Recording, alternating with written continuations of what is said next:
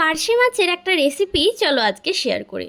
তো প্রথমে কড়াতে তেল দিয়ে মাছগুলোকে খুব ভালো করে ভেজে নিতে হবে। মাছগুলো খুব নরম হয়, তো তাই জন্য আমাদের একটা মাছ ভেঙে গেছিলো, তোমরা খুব সাবধানে করো। তো তারপরে পোস্তটাকে শিলের মধ্যে খুব ভালো করে বেটে নিয়েছিল মামুনি।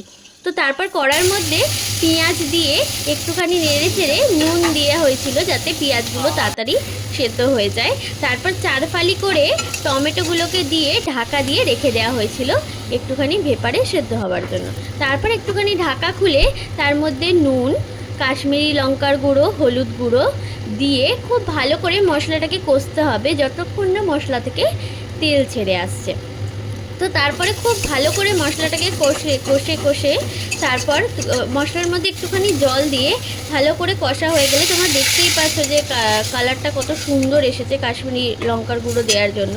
তো কষা হয়ে গেলে তো তার মধ্যে ওই পোস্তটা যেটা যে বেটে রেখেছিল সেই পোস্তটা দিয়ে দেবে।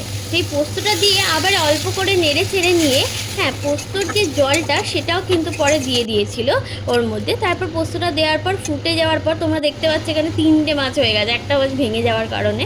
তো তারপর নামিয়ে নিতে হবে।